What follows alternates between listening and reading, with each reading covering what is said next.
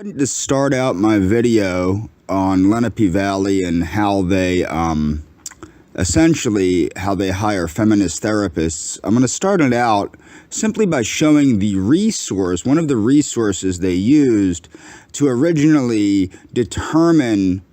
They used one of my stalkers to determine that I was, doing things immoral, because this guy who makes money lying about people online lied about me. They probably saw some of his videos, and they've stated this to another person, a couple other people. But then, and also my therapist had stated that they allegedly found my YouTube channel, which they didn't. It was most likely this gentleman's channel or Fat Mam's channel, but let's see this, because they've never actually divulged what resources they used to determine this originally. And essentially what happened is, originally this agency, Lenape Valley Foundation, determined I was psychotic and I wasn't being harassed. I was psychotic. None of this was happening. They sent me to Lancaster Behavioral Health, where the attending psychiatrist determined, no, I am being stalked, harassed, and threatened. It is happening. Then I went back to Lenape Valley. I was in therapy. Somebody, most likely my therapist's supervisor, found these YouTube videos from Adonis and Fat Mam and all these other people, and then my therapist accused me and started saying, well, why are you being harassed, and took the side of these people. So then the story became, okay, I'm being harassed, but I'm being harassed because these people that are people that stalk and harass women and children, and there's evidence of that, okay, and threaten to murder people, okay, this is their resource. That I'm doing bad things. People that do bad things are their resource, that I'm doing bad things. Then it became, after my therapist had told me to send her links, then it became, oh, no. We always were aware that you were being harassed and always agreed that you were being harassed, but somehow didn't know that you were being harassed until about 4 years after you told us you were being harassed. Okay, so their story changes. If you ask me, it sounds like they are working with the people harassing me, because why else would they be working so hard to cover it up and only agree with me when they have no choice in the matter but to agree with me? So let's continue and show this resource of theirs. As you can see, he's harassing Mary. You can read these on your own as they go by.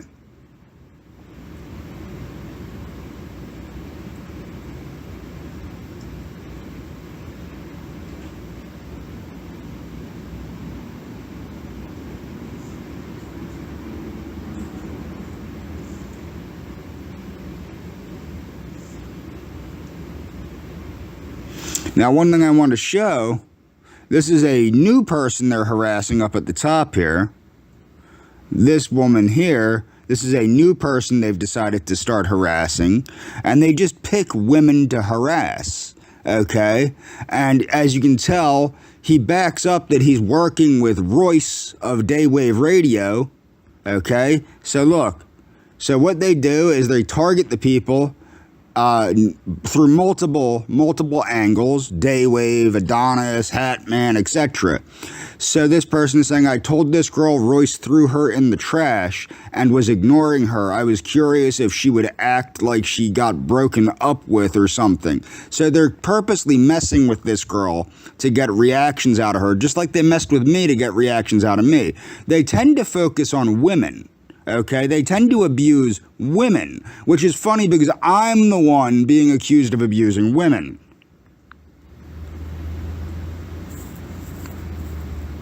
Now, Mary, of course, people that are familiar with Mary know that she has a severe mental illness, and they constantly harass this poor woman and try and get her to harm herself. Okay?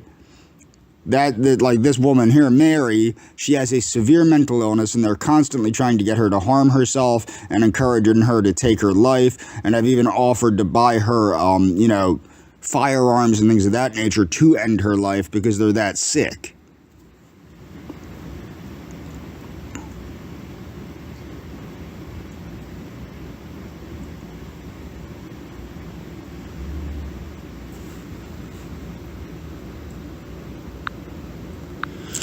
So Adonis Paul, who claims things about me, openly encourages sex with minors, as proven here. That big of a deal to me. That makes it seem like Cody was just trying to get in with an older woman who might be able to get closer to buying him beer. When it crosses the alcohol line, is when I'm like, okay, that's enough. I'm okay with the Romeo and Juliet thing because I don't think that a senior in high school should go to jail for. A senior in high school can be 21 years old. A freshman in high school can be 13. A freshman in high school, but that's as far as is when I'm like, okay, that's enough. I'm okay with the Romeo and Juliet thing because I don't think that a senior in high school should go to jail for fucking a freshman in high school, but that's as far as I go, my friends. That big of a deal to me.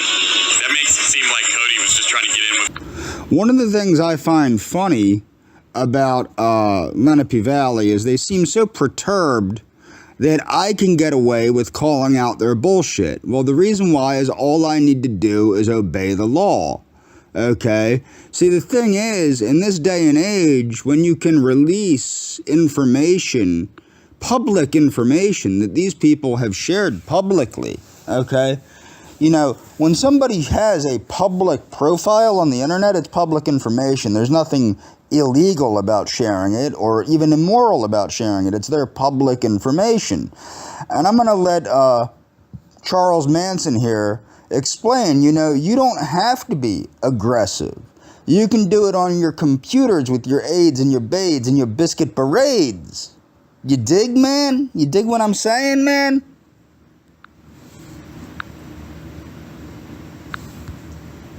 Animals I identify with more than I do with the ways of the humans. Humans are pretty stupid. Humans won't survive. Take note of that. Humans are pretty stupid. Humans ain't going to survive. Not the way they're going. Think they're going to destroy themselves? Yeah, definitely. They're going to destroy every fucking thing.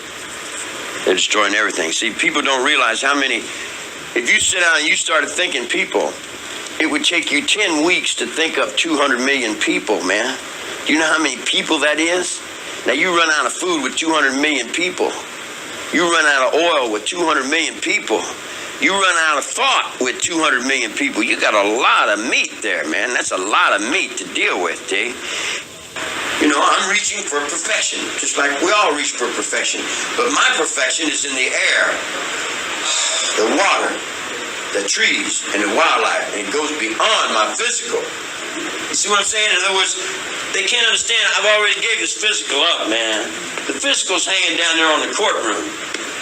You know, if you want to interview me, why don't you go talk to the DA? Maybe he can make up some more lies for you, some more stories for you.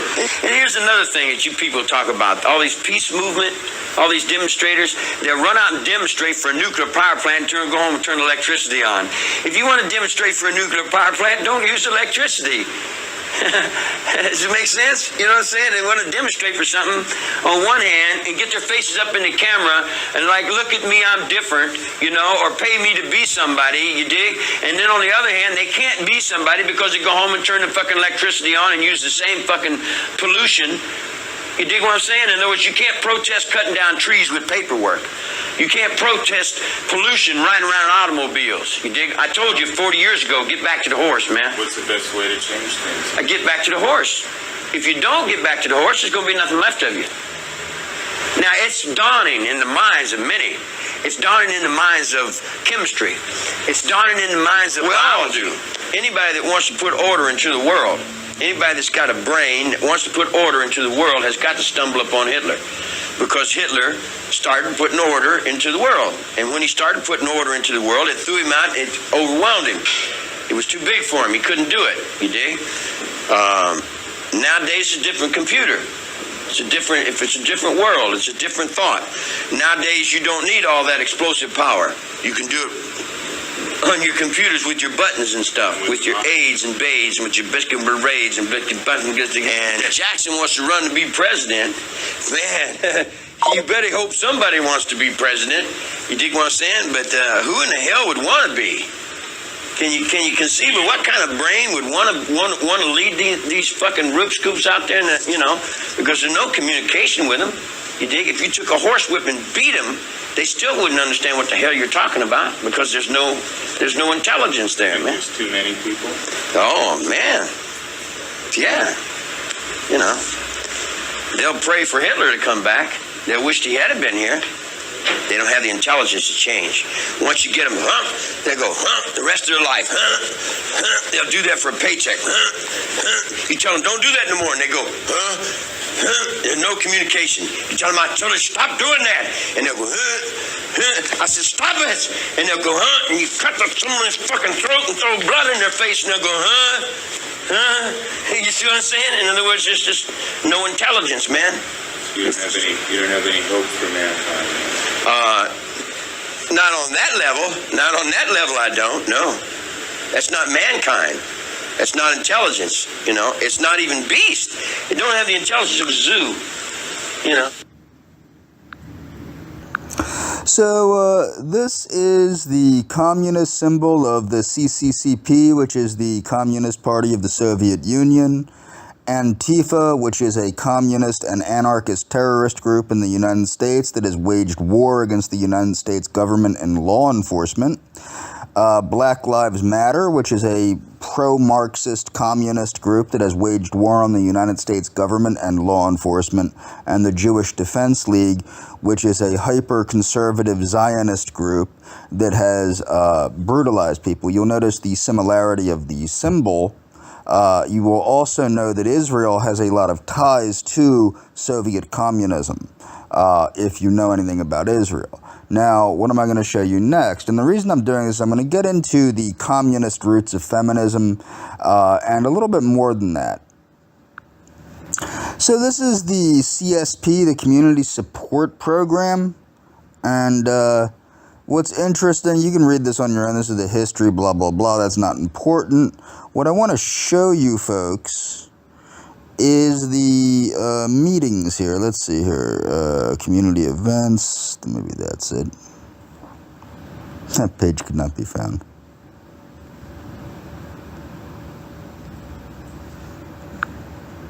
So it appears they took it down, which is actually good because I explained to them that they're utilizing communist symbolism. This is a invitation to the meetings of the CSP meeting, and you will notice that they utilize the same Marxist symbolism as the Communist Party of the Soviet Union and Antifa and Black Lives Matter, all ardently violent and anti-American groups. So because in my previous video I promised to not bug my former therapist because I might have been getting to her a little too much, I'm not going to overly hammer this for her sake. I mean, I do think inside she's a good person, even if she makes bad decisions based on her past history, okay? So honesty in any relationship is built on a foundation of trust, and it's crucial to find a therapeutic relationship that you feel safe, secure, confidential, and trusting in. The problem that I had was after trust was built with me, and it was, that trust was thoroughly betrayed upon assumptions made with bad information, and there was nothing done to clarify anything with me. And in fact, before I was discharged, my therapist, or former therapist, did determine that she understood why I was mad. And she knows why I was mad, and the reason why I was mad is because they took bad information and went after me on bad information and never even tried to verify anything with me. One of the biggest problems we have, before I get into feminism, I'm going to get into this fact, and this is a fact. Gender bias does hurt men. Here it says, make sure you are not fighting bias against women by discriminating against men. Well, that's what happens. And this is why Marxism fails, is because the oppressed who usually, like women, honestly, were not as oppressed as people make it out to be, especially in the Anglosphere. But obviously, still in some areas of the world, women are very much oppressed. But I mean, the oppression of women is really greatly blown out of proportion. If you really look at it, especially comparing the Anglosphere or the Germanosphere or the Scandinavian areas to other areas of the world where women are very much discriminated against, such as in Latin America, the Middle East, and West Africa, places like that. So this is one of the reasons favoring women. Assuming an employer has 7 members on its senior leadership team, all men, when one retires, you see one great opportunity to increase gender diversity by hiring a woman. Is that an acceptable strategy? No, it's not. While that impulse might come from a good place, you cannot reserve a position. Doing so would be per se gender discrimination. So yes, gender discrimination happens against men. Positive stereotyping. Many articles have tried to make the business case for greater equality by proliferating positive stereotypes. Why women may be better leaders than men. Study women are better leaders. 5. Ways women are better bosses than men. The results are in women. Women are better leaders. Here's the problem. Reverse the genders and we would all be screaming gender bias. Remember that Title VII's prohibition knows no gender. In a workplace, saying women are better leaders than men invites discrimination claims. Be careful in training decision-making or other communications. Typecasting. Some women have been denied operations positions based on stereotypical notions that they aren't tough enough to lead. But what if a job requires a nurturing touch? Don't men run the same risk of being discriminated against if they are judged as insufficiently tender? I'm going to move on here. Now, what I want to point out is feminism is an ideology, okay? It is an ideology that has infected research, and it has destroyed the scientific validity of many fields, okay? So feminism is a range of socio-political movements and ideologies. It is not a science. It is not objective. It is literally subjective, okay? Feminism holds the position that societies prioritize the male point of view, that women blah, blah, blah, blah, blah, da-da-da-da-da. Okay, you can read this on your own about what feminism is, but let's look at the history here. Okay, Mary Wollstonecraft is seen by many as a founder of feminism due to her 1792 book titled The Vindication of Rights of Women, blah, blah, blah. Oxford English Dictionary, feminist suffrage. Charlotte Perkins, Gilman, okay, Trucker. Waves of feminism, 19th and 20th century feminism.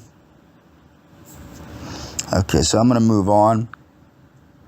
One of the most influential branches of feminism, and I don't mean this in a good way, is what's called radical Marxist feminism. And I had to learn about this in criminal justice. Radical Marxist feminism and Marxist criminological theory are the prevailing criminological theories taught in U.S. schools. So Marxist feminism is a philosophical variant of feminism that incorporates and extends Marxist theory. Marxist feminism analyzes the ways in which women are exploited through capitalism and the individual ownership of property. According to the Marxist feminist, women's liberation can only be achieved by dismantling the capitalist systems. This is very similar to Black Lives Matter, which was founded by LGBTQIAP+ black female activists. So Marxist feminists extend traditional Marxist analysis by applying to unpaid domestic labor and sex relations. Meaning what that means is unpaid domestic labor means that they're saying that they're applying to jobs where they only, they don't get paid to do domestic labor, and they marry men to be taken care of.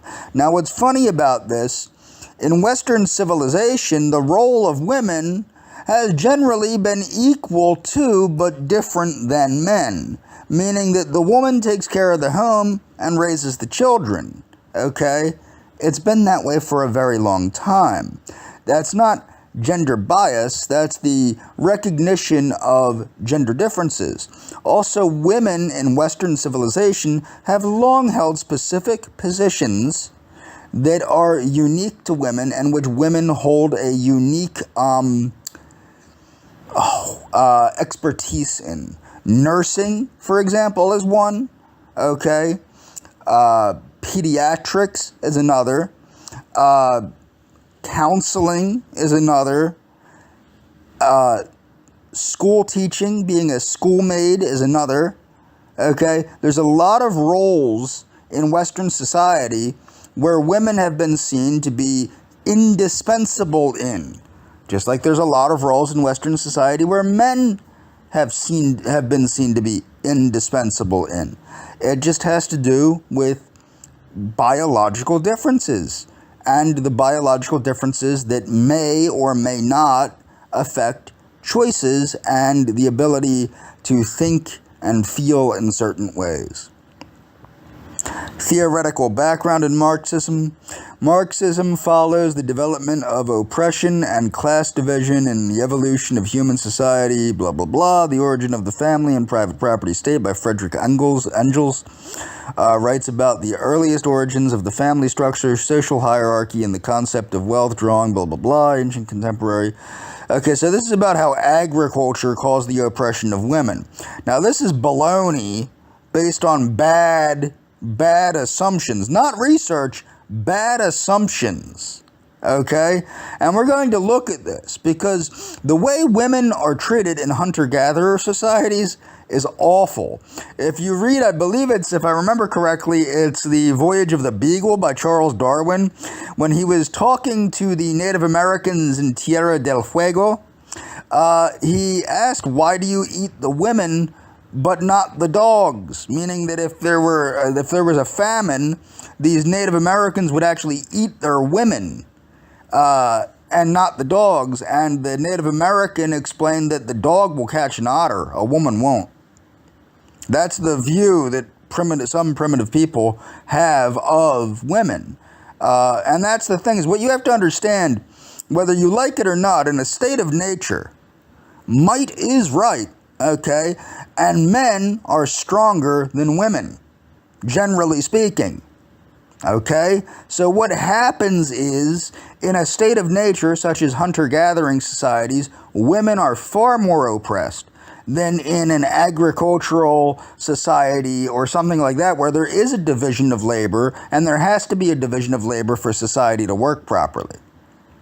In a hunter-gatherer society, there doesn't have to be as much of a division of labor. A man, probably in a state of nature, would have a better chance of survival on his own than with a woman, okay? Because there's less to waste energy on, less food. So it's that R versus K selection. A man this goes with the hunter-gatherers.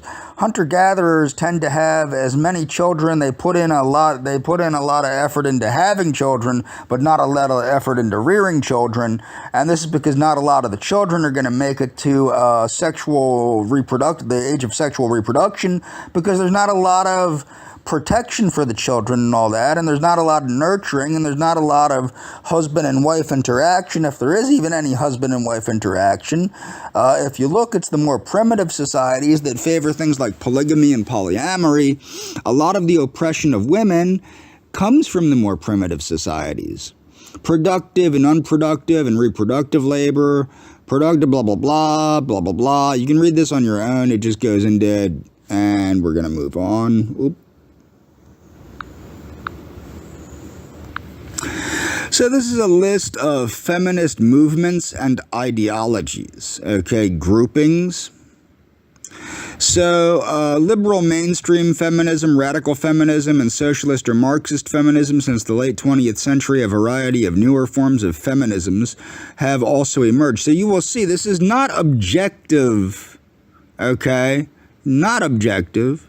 Judith Lorber distinguishes between three broad kinds of feminist discourses: gender reform feminisms, gender resistant feminisms, and gender revolution feminisms in her typology. Gender reform feminisms are rooted in the political philosophy of liberalism, which, with its emphasis on individual rights. Gender resistant feminisms focus on specific behavior and group dynamics through which women are kept in subordinate position, even in subcultures which claim to support gender equality. Gender revolution feminisms seek to disrupt the social order through deconstructing its concepts and categories and analyzing the cultural reproductive inequalities.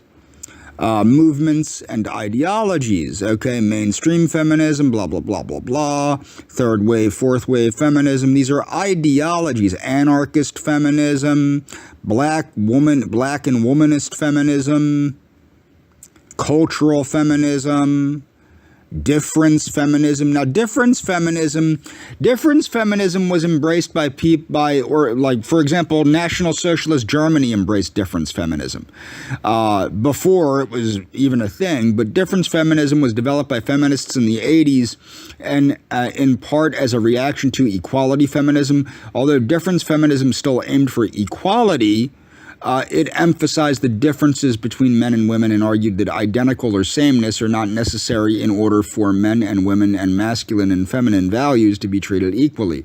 Some strains of difference feminism, for example, Mary Daly's, argue not just that women and men were different and had different values or different ways of knowing, but that women and their values were, quote, superior to men's. Ecofeminism, French feminism, Mexican feminism, liberal feminism. As you can tell, these are not sciences. Libertarian feminism, multiracial feminism, post-structural feminism, post-colonial feminism, postmodern feminism, radical feminism, separatist and lesbian feminism, socialist and Marxist feminism, standpoint feminism, third world feminism, trans feminism, religion. Okay, let's move on here.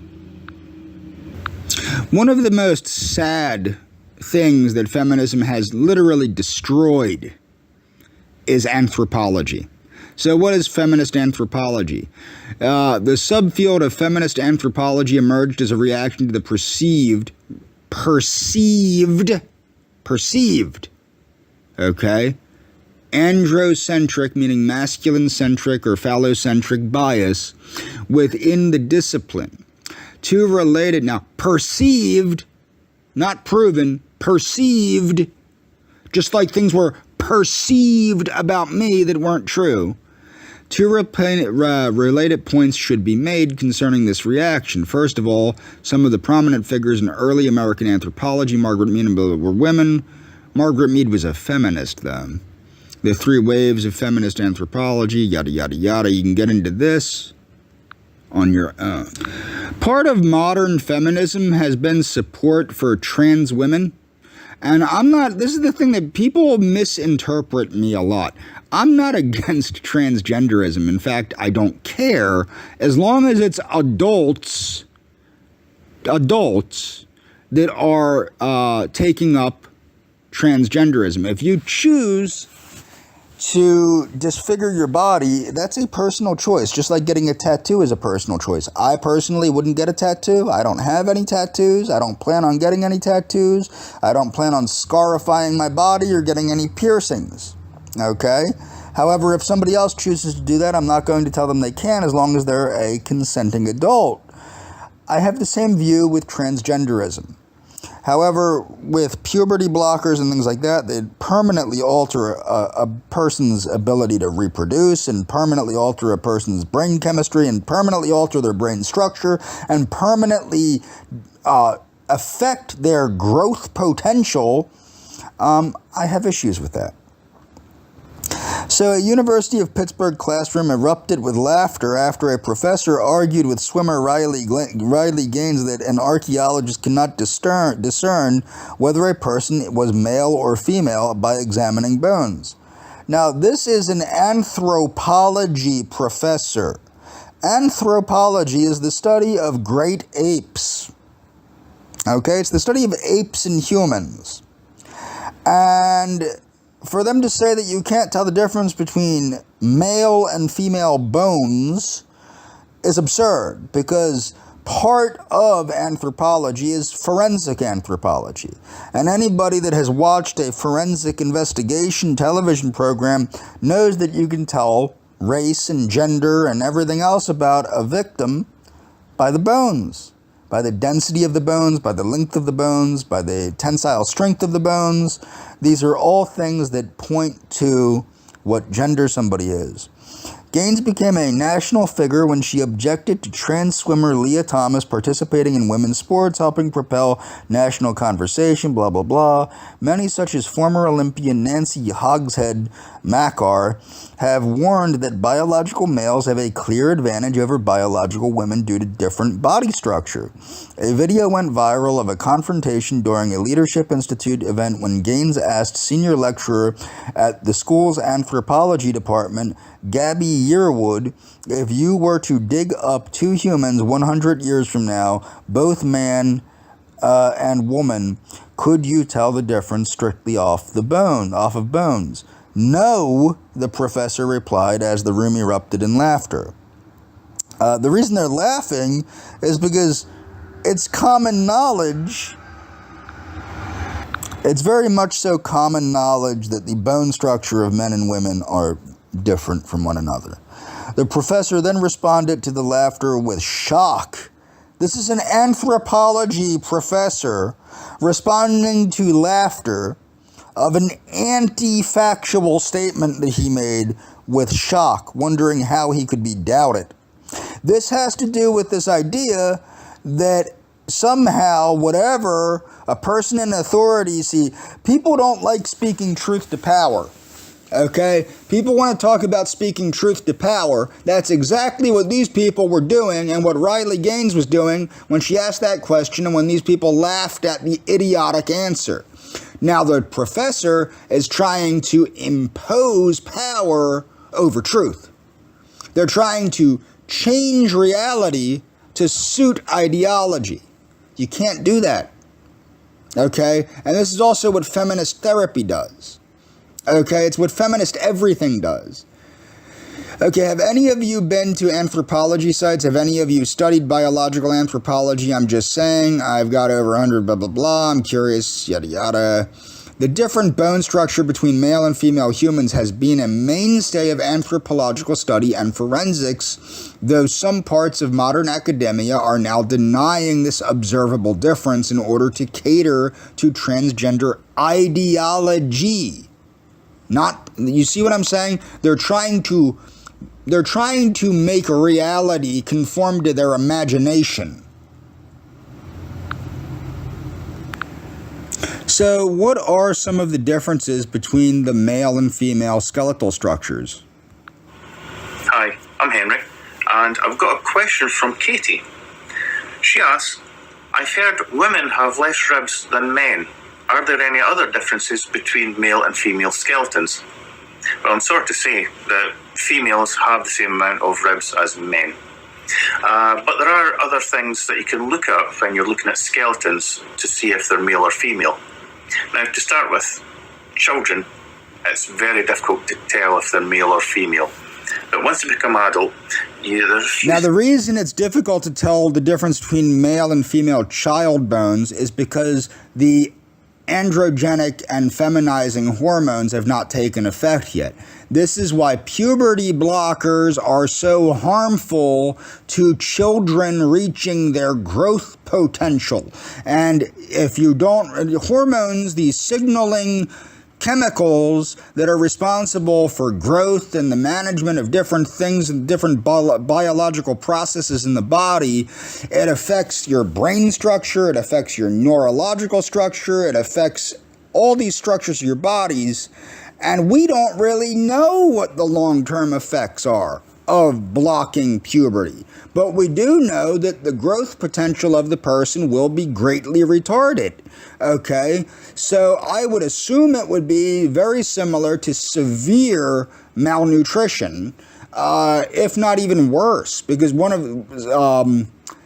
well, perhaps not worse, but very similar to severe malnutrition, because an inadequate amount of sex hormones is one of the problems caused by severe malnutrition, okay, which causes a lack of androgenic factors in men and a lack of feminizing factors in women, and it causes people to look more androgynous. Okay, but that's not necessarily a good thing because it's retarding the growth potential and it affects the brain badly. It could lower the IQ. It could very vastly disrupt behavioral development. It could do a lot of bad things. Things that you can look at to try to identify if they're male or female. Now, what I have here is a skull, and this one's a male.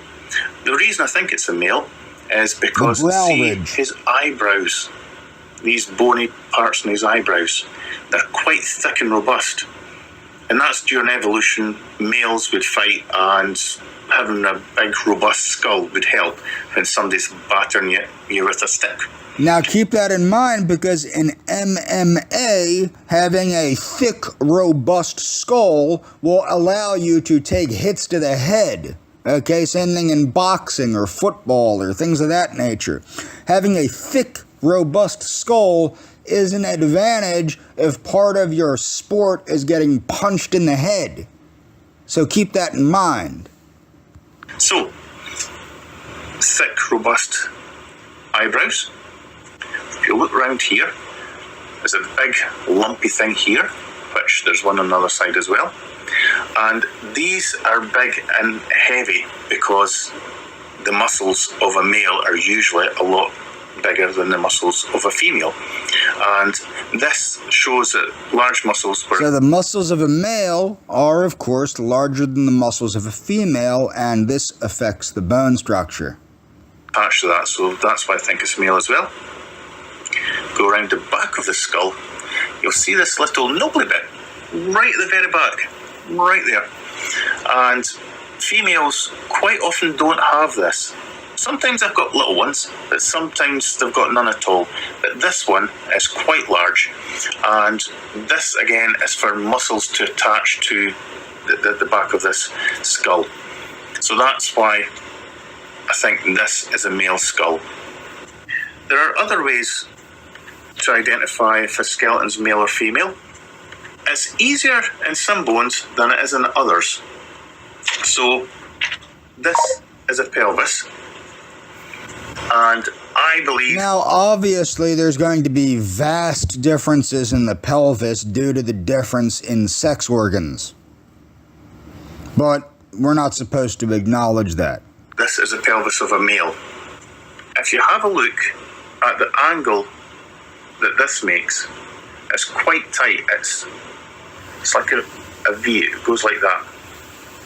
But if you look at a female pelvis, it's not a tight V, these points are quite spread out. So it's a bigger angle. Also in a female, this hole here, if you look down it, is really quite large. That's to help with childbirth. If you look at a male pelvis, it's quite a lot smaller. So you never get a baby out a hole that size. So I hope that helped answer your question. And please check out my other two videos on bones. Thanks very much for watching. So this chick is an archaeologist. I love watching her videos. She has a whole playlist on osteology, which is the study of bones, and I highly encourage people watch her playlist on osteology. Her name, it's Dig It with Raven is the name of the channel. Margaret Mead was one of the destroyers of anthropology. Okay, she turned anthropology from a science into a nonsensical sociological wet dream. So let me just go to her criticisms. I don't feel like you can read this on your own. I'm not overtly criticizing her too much. Let's see, career and work, legacy, work. Let's see, career. During World War II, Meade was Executive Secretary of National Council, blah, blah, blah, Academy of Sciences. They don't have her criticisms. So this is coming of age in Samoa. She inaccurately stated that, there was no gender bias in Samoa, blah, blah, blah. I can prove that differently. Okay, so she's saying so the Samoan research was criticized by anthropologist Derek Freeman, who published a book arguing against many of Meade's conclusions in Coming of Age in Samoa. Freeman argued that Meade had misunderstood Samoan culture when she argued that Samoan culture did not place any restrictions on youths. Sexual explorations. Freeman argued instead that Samoan culture prized female chastity and virginity, and that Meade had been misled by her female Samoan informants. I think more so that Meade had misled her audience. Freeman found that the Samoan Islanders, whom Meade had depicted in such utopian terms, were intensely competitive and had murder and rape rates higher than those in the United States. Furthermore, the men were intensely sexually jealous, which contrasted sharply with Meade's depiction of free love among Samoans. So pre-agricultural gender relations seem bad. As I noted, in a state of nature, strength, cunning, power, that's what dominates. Okay? Being a sissy does not dominate in a state of nature. Men tend to be bigger and stronger than women, therefore men kind of call the shots in a state of nature. Whereas in post-agricultural society, there's more of a division of labor. So, roughly refers blah, blah, blah, blah, blah. There are arguments floating around implying that the hunter-gatherer pre-agricultural period was sort of a paradise in which humans lived in an egalitarian state of nature, and that agriculture was a pernicious technology that brought on more crowded, complex societies which humans still haven't really adapted to. If that's true, it could mean that progress has left us worse off. There's no easy way to determine what the literature says, but a future post will comprehensively examine this blah, blah, blah. Okay. According to the best and most systematic evidence I could find from observing modern non-agricultural societies, pre-agricultural gender relations seem bad. For example, most societies seem to have no possibility for female leaders. So, most pre-agricultural societies have no possibility for female leadership and limited or no female voice in intra-band affairs, okay? There are a lot of claims to the contrary floating around. For example, the Wikipedia entry for hunter-gatherer gives the strong impression that non-agricultural societies have strong gender equality, as does the Google search. Okay, often use reasoning that seems like huge stretch to me. For example, one paper appears to argue for strong gender equality among particular Neanderthals based entirely on the observation that they seem not to eat the sorts of foods traditionally gathered by women. The implication being that since women must have been doing something, they were probably hunting along with men. Okay, it's idiotic. Okay, based on the latter points, it seems that there are people trying hard to make the case for gender equality among hunter-gatherers, but not having much to back up this case. One reason for this might be a fear that if people think gender inequality is ancient or natural, they might conclude that it is also good and not to be changed. So for the avoidance of doubt, my general perspective is that the state of nature is bad compared to today's world when I say that the pre-agricultural societies probably had disappointingly low levels of gender equality. I'm not saying that this inequality is inevitable or something we should live with, just the opposite. Systemic evidence on pre-agricultural gender relations. Okay, ecological determinants of women's status among hunter-gatherers. I discuss how I found it, blah, blah, blah, paper, yada, yada, ethnic,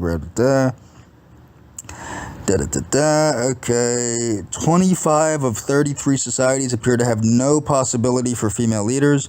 19 of 33 societies appear to have limited or no female voice in intraband affairs. Of the 6 societies where neither of these apply, the Dogrib have female hunting taboos and a belief in the inferiority of females to males. The Kong and the Tasade have female hunting taboos. The Yukuts have ritual exclusion of females. The Mara and Agda seem like the best candidates for egalitarian societies. Overall, I would characterize this general picture as one of bad gender relations.